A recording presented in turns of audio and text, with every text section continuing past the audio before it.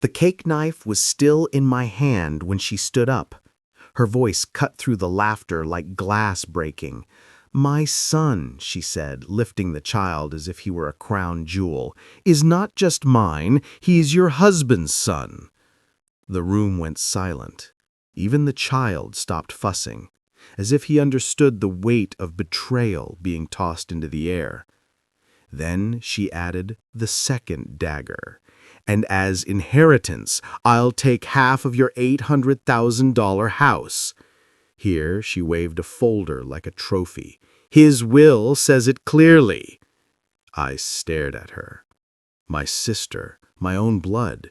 My husband's coffin barely cold in the ground, and she was already staking her claim? I pressed my lips together, forcing back the laughter that bubbled in my throat, because she had no idea what she had just walked into. I met my husband when I was 22. He was my anchor, or so I thought. Broad shoulders, steady eyes, a promise of forever in every word he spoke. He looked at me like I was rare, precious. I married him because I believed him. And my sister, she was there, always hovering, always smiling too wide at him. I thought it was just her way. She had been reckless since childhood, collecting attention like it was oxygen. But family forgives. I forgave the glances, the too long laughter between them, the sudden silences when I entered a room, because trust is a blindfold you tie yourself. It started small. He began working late, his shirts carrying faint perfume that wasn't mine. He locked his phone. He avoided my eyes. One night he came home disheveled, his collar damp with sweat. I asked nothing. I only watched. Observing is more powerful than asking. Then came the message. My sister had been careless, or maybe arrogant. I found it on his phone. "Next time, don't leave the necklace." She almost saw it. The necklace? The one I'd seen glinting on her neck at our mother's birthday dinner? My heart cracked, yes, but I didn't cry. I didn't scream. I smiled, because that was the night my mourning ended and my planning began. Most women break when they discover betrayal. I sharpened. I became patient, measured. Every word I spoke to him, every smile I gave her, was another stitch in the net I was weaving. I met with lawyers quietly, carefully. I learned things my husband thought I didn't know. His offshore account, the debts, the revised will he signed without reading because I placed it before him with a sweet kiss. Yes, I drafted it with my lawyer, slipped it among the papers. He was too distracted to notice. The one that didn't give her half of anything, but instead tied every asset to me, ironclad, unbreakable. I let him believe he was clever. I let her believe she was winning.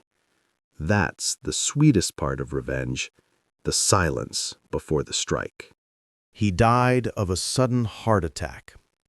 I wore black, my face carved from stone, my body moving through rituals like a machine. People whispered about how strong I was, how devoted, and she wept harder than me, clutched her child like a prop, played the grieving sister who lost her secret lover.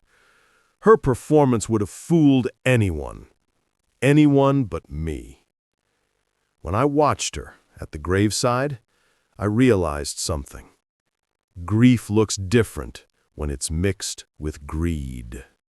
So here we were, my husband 6 feet under, my sister parading his bastard son like a ticket to fortune. The room waited for my collapse, my breakdown. They expected rage or sobbing, but I only leaned back in my chair and said softly, "Oh, I see." And I smiled, because in that moment, I was the only one who knew what was coming.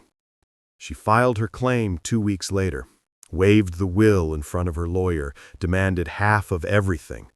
Her lawyer read it once, then twice, his face drained of color. "This isn't what you think it is," he muttered.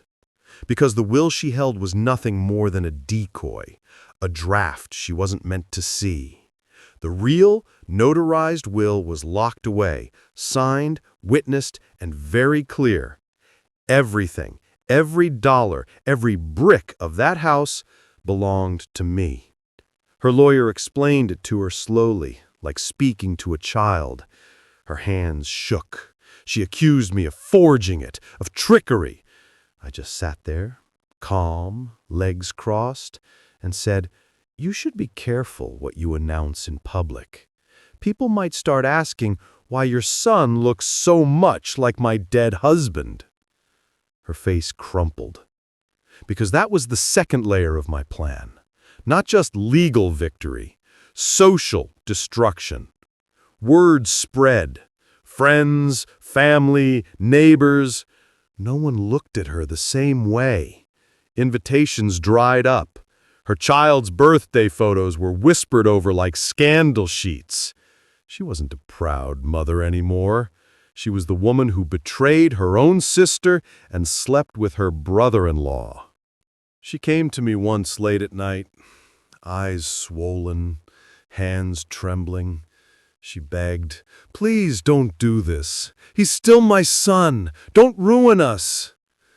I studied her, my sister, the girl I once shared secrets with, who braided my hair when we were children.